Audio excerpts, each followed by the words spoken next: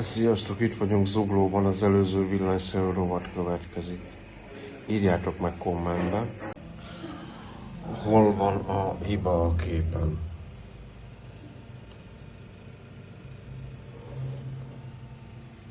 Próbáljátok meg röhögés nélkül.